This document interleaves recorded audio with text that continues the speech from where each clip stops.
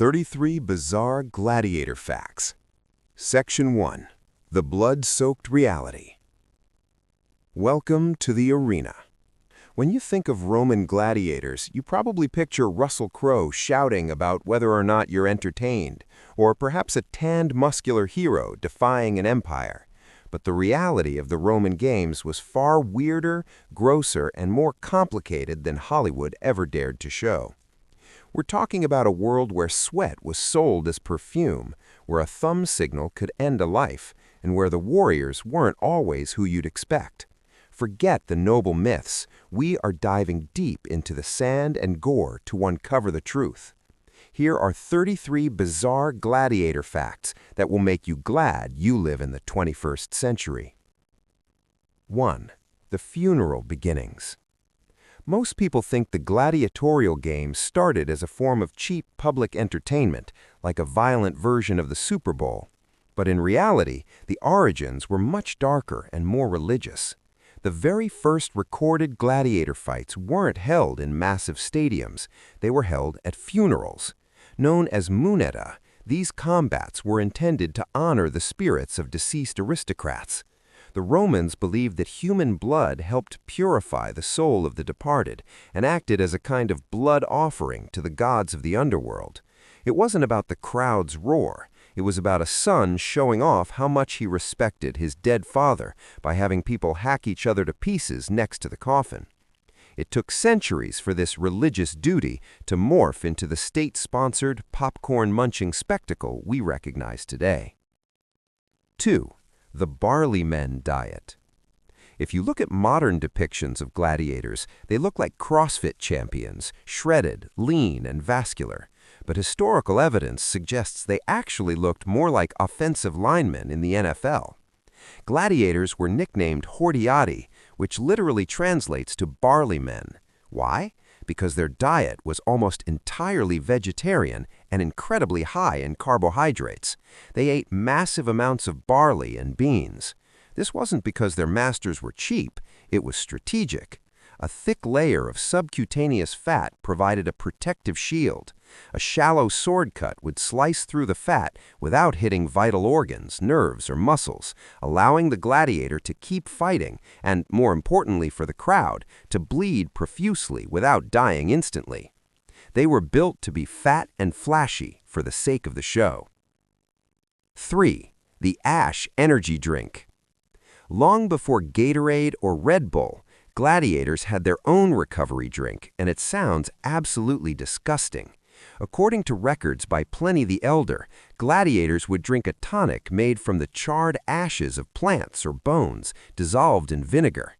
After a brutal training session or a grueling match, this ash brew provided a massive dose of calcium and magnesium. Modern forensic analysis on skeletons found in a gladiator cemetery in Ephesus confirmed this. The bone mineral density of these fighters was off the charts compared to the average Roman. They were essentially drinking a liquid supplement to ensure their bones could withstand the impact of heavy wooden training swords and iron blades. It was the ultimate, albeit crunchy, electrolyte boost. 4. Female gladiators, the gladiatrices. The arena wasn't strictly a boys' club. Although they were much rarer, female gladiators, referred to by modern historians as gladiatrices, did exist. They weren't just a sideshow either. They fought under the same grueling conditions as the men. However, their presence was often treated as a shock factor or a luxury spectacle. Emperor Domitian famously staged matches between women and dwarfs at night by torchlight. These women didn't wear helmets, likely so the crowd could see their faces and hair to confirm they were indeed women. Eventually, the spectacle became too much for Roman sensibilities, and Emperor Septimius Severus banned women from the arena around 200 AD, fearing that it encouraged a lack of respect for women in general. 5. The thumb signal mystery. We've all seen the movies. The loser is on the ground, the winner looks at the emperor, and the emperor gives a thumbs down to signal death. Well, history would like a word. In ancient Rome, the signals were likely the exact opposite, or at least much more confusing.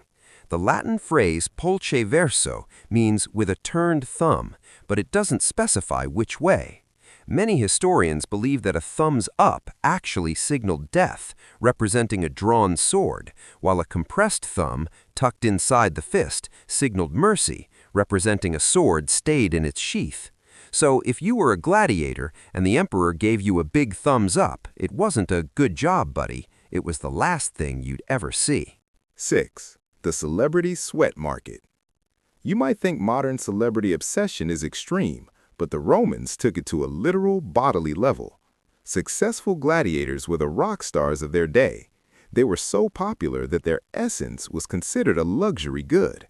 After a match, attendants would scrape the mixture of sweat, dirt, and olive oil off a gladiator's skin using a curved metal tool called a strigil. This grime wasn't thrown away. It was bottled and sold to wealthy Roman women. They used it as a face cream and perfume, believing it acted as a powerful aphrodisiac and would transfer the warrior's strength and virility to them. Imagine walking into a high-end Roman party smelling like a man who just fought a lion and hasn't showered in 3 weeks. That was the height of fashion. 7. The blood medicine. While some people wanted the sweat, others wanted the blood. It was a common Roman superstition that the blood of a fallen gladiator could cure epilepsy. When a fighter was struck down, spectators would sometimes rush the arena floor to catch the warm blood or even attempt to buy the liver of the deceased. They believed because gladiators were so physically vital and strong, their blood contained a soul force that could jumpstart a sick person's body. Even after the games were officially banned centuries later, this creepy medical practice persisted in various forms across Europe.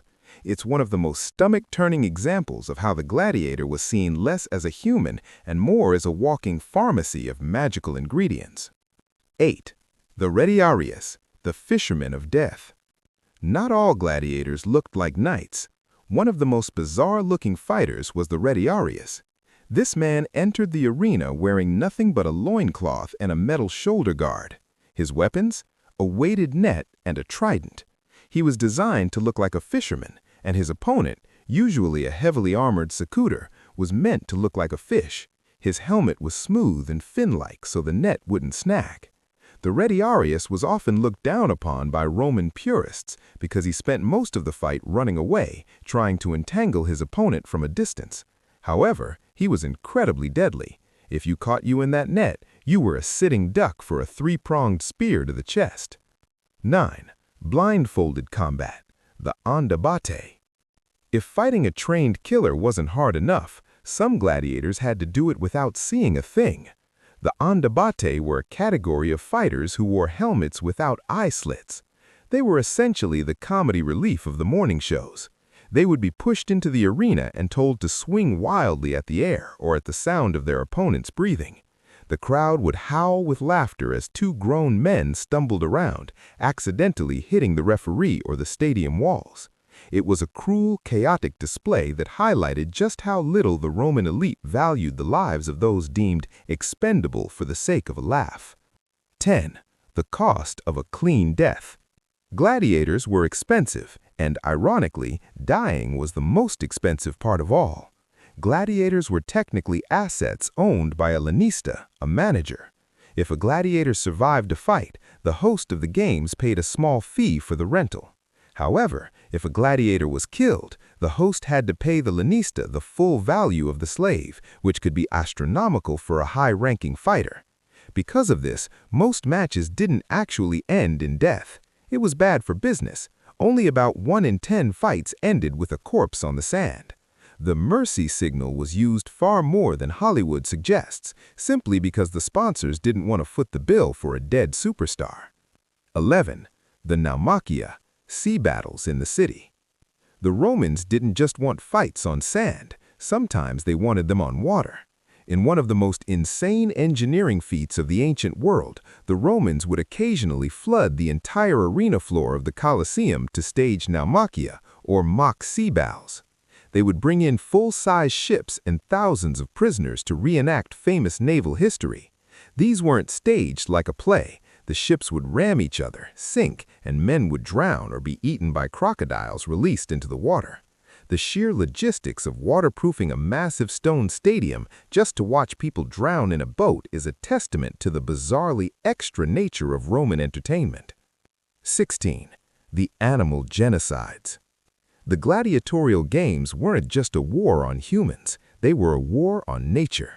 In the morning shows known as venataccios, gladiators called bestiaries fought exotic animals. The numbers are staggering.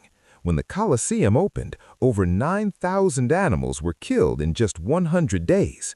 Lions, tigers, elephants, giraffes, and even hippos were shipped from the farthest reaches of the empire just to be slaughtered for 15 minutes of cheering. Some historians argue that the Roman games actually contributed to the extinction of certain species in North Africa, like the Caspian tiger and the North African elephant. The arena was a vacuum that sucked the wildlife out of the known world and turned it into a bloodbath. 13. The morning men, the bestiari. Not all gladiators fought other humans. There was a specific class of fighter called the bestiari. These weren't the elite stars of the evening. They were often the opening act. Their entire job was to face off against the most terrifying predators the Roman Empire could kidnap. We're talking lions, tigers, bears, and even rhinos. Unlike the standard gladiator who had a chance at mercy, the bestiari were often seen as lower-class hunters. The mortality rate was astronomical. Imagine standing in the middle of a sandpit with nothing but a spear, staring down a hungry leopard that hasn't eaten in 3 days, while 50,000 people scream for your head to be bitten off. It wasn't a sport, it was a desperate scramble for survival against the wild. 14. The infamia status. In a strange twist of Roman logic, gladiators were simultaneously the most famous people in the empire and the most hated. They were legally classified as infamia. This meant they had the same legal status as pimps, actors, and prostitutes. They couldn't vote, they couldn't hold public office, and they couldn't leave a will. Even if a gladiator won his freedom, the stain of the arena stayed with him forever. It was a classic look-but-don't-touch scenario. A Roman citizen might scream a gladiator's name in the stadium, but if that same gladiator tried to sit next to him at a dinner party, the citizen would leave in disgust. They were the trashy celebrities of the ancient world. 15. The volunteers, the auctorati. You'd think everyone in the arena was a slave or prisoner of war, but that's not true. By the late Republic, about 15 to 25% of gladiators were free-born Roman citizens who volunteered to fight. These were the auctorati. Why would anyone sign away their rights to become a barley man? Usually it was for 2 reasons, crushing debt or a thirst for glory. If you were a bankrupt aristocrat, the signing bonus for a gladiator contract could wipe out your debts in one go. Of course, you had to survive a 3-year contract where people tried to stab you for a living, but for some, it was better than being a beggar on the streets of Rome. 16. The emperor in the arena. The obsession with the arena went all the way to the top. Several Roman emperors actually stepped onto the sand to fight as gladiators. The most famous was Commodus, the guy played by Joaquin Phoenix in Gladiator. Commodus claimed to be the reincarnation of Hercules and reportedly fought in hundreds of matches. However, the bizarre part is that he never actually risked his life. His opponents would use wooden swords or surrender immediately, knowing that killing the emperor was a one-way ticket to a very slow execution. He also used to hunt tethered animals from a safe platform. It was the ultimate pay-to-win gaming move, and the Roman Senate hated him for it. 17. The referee, the summa rudis.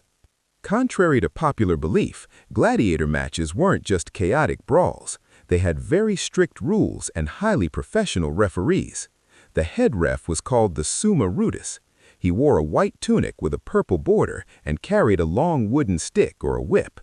His job was to ensure the fighters followed the technical rules of their specific class. If a fighter got too tired or their armor broke, the summa rudis would actually pause the fight, let them fix their gear, and then restart the match. He could also disqualify a fighter for cowardice. It was more like a lethal version of professional boxing than a random street fight. 18. The liberation wooden sword, the rudis. If a gladiator survived long enough and became a crowd favorite, he could be granted the greatest prize of all, the rudis. This was a small wooden sword that symbolized his freedom. Once a gladiator received the rudis, he was no longer a slave of the arena. He could retire, open his own school with his own strength and virility to them. Many retired gladiators, however, found normal life so boring that they ended up returning to the arena as trainers or even as high-paid special guest fighters. Once the sand gets in your blood, it's hard to wash out. 19. The gladiator unions, the collegia. Even though the law treated them like dirt, gladiators were incredibly organized. They formed unions or clubs called collegia. These groups acted as a support system for the fighters. They would pay for the medical expenses of injured members, and most importantly, they ensured that if a member died in the arena, he received a proper funeral and a gravestone. In a world where your life was worth nothing to the state, these unions gave gladiators a sense of brotherhood and a guarantee that they wouldn't just be thrown into a mass pit of lime like common trash. 20. The specialization of armor. Romans loved a fair fight, which to them meant asymmetric balance. They would never pit two identical gladiators against each other. Instead, they would pair a heavily armored slow fighter, like a myrmillo, against a fast, lightly armored one, like a thraex. The thraex carried a small round shield and a curved sword called a sica, designed to reach around the large rectangular shield of the myrmillo. It was like a real-life game of rock, paper, scissors. The crowd didn't just want blood, they wanted to see which strategy would win. 21. The living billboards. Gladiators were the original influencers. Because they were so popular, local businesses would pay to have their names associated with a famous fighter. Ancient graffiti found in Pompeii shows that shopkeepers would scratch advertisements onto walls like "Fight for the honor of shop name" or "The girl's heartthrob, Salatus the Thracian." They even had action figures, small clay lamps or vases decorated with the images of famous gladiators. If you were a kid in Rome, you didn't have a poster of a soccer player. You had a ceramic figurine of a guy who killed tigers. 23. Gladiator sweat, the ancient Botox. While we might find the idea of a sweaty, blood-streaked fighter repulsive, Roman women found it intoxicating. The sweat and skin scrapings, collected with a tool called a strigil, were bottled and sold outside the arena. This essence of bravery was used as a facial cream and perfume. Wealthy Roman matrons believed that rubbing the literal grime of a champion into their skin would improve their complexion and, more importantly, their libido. It was the ultimate celebrity endorsement centuries before modern skincare. 24.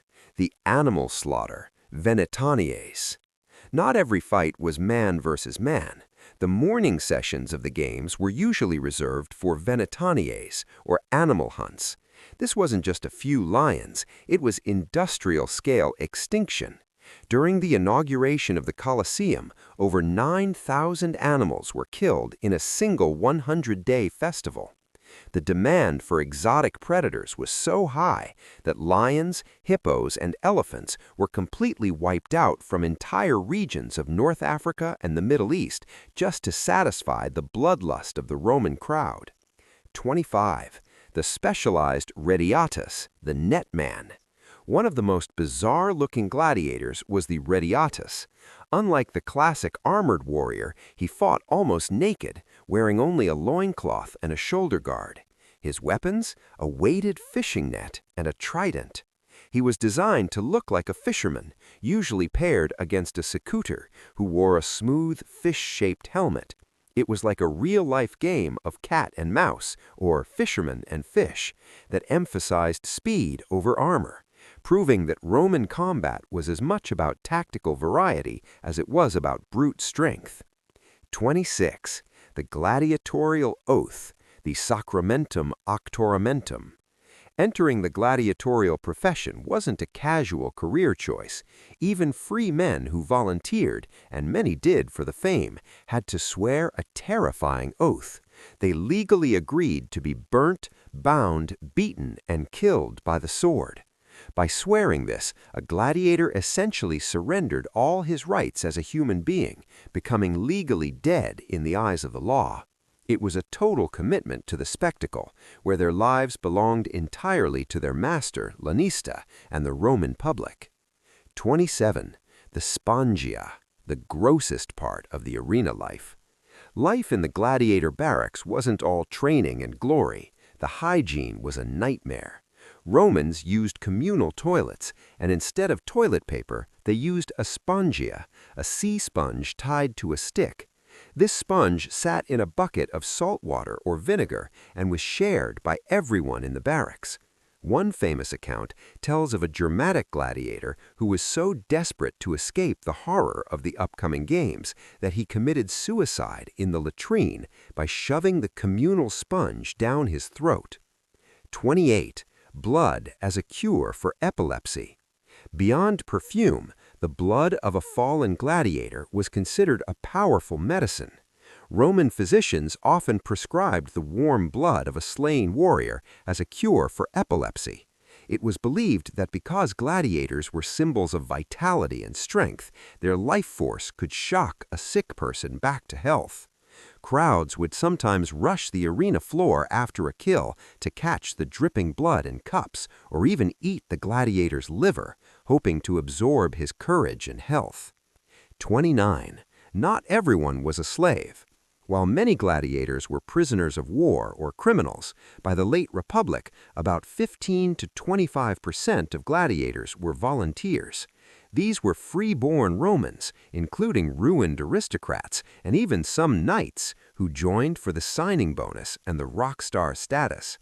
A successful gladiator was the Roman equivalent of an A-list celebrity. They had fan clubs, their faces were painted on tavern walls, and they could win enough prize money to retire in luxury. 30. The naumachia, sea battles. The Romans didn't just want fights on sand, they wanted fights on water. Emperors would occasionally flood the arena or dig massive artificial lakes to host naumachia, or full-scale naval battles. These weren't staged reenactments. They involved real ships and thousands of rowers, usually death row inmates, who fought to the death while the ships sank around them. It was the most expensive and lethal form of entertainment in the ancient world. The referee and the rules. Despite the chaos, the matches were highly regulated. There was almost always a summa rudis, a senior referee, in the ring, usually a retired gladiator himself. He carried a long wooden staff to separate fighters if they got stuck, or to penalize illegal moves. Gladiators weren't supposed to just hack away. They were expected to follow technical styles. If a fight was going on too long without a clear winner, the referee could declare a draw, stans missus, allowing both men to leave with their lives. The Rudi of Rome, Flamma the Syrian. Not every gladiator wanted his freedom. A famous gladiator named Flamma was awarded the rudis, the wooden sword symbolizing freedom, a record 4 times. Each time he was offered his liberty, he turned it down and chose to keep fighting. He fought 34 matches in his career, winning 21 of them. He eventually died in the arena at age 30, proving that for some, the roar of the crowd was more addictive than a quiet life as a free man. The final exit, Libetiniarian Gate. The games finally came to an end not because of a sudden surge in morality, but due to a mix of Christianity and financial ruin. As the Roman Empire's coffers ran dry and the Church's influence grew, the games were gradually phased out. By 404 AD, Emperor Honorius officially banned the practice after a monk named Telemachus jumped into the arena to stop a fight and was stoned to death by the angry mob. The death of the monk marked the literal death of the games, closing the gates on 700 years of blood-soaked reality.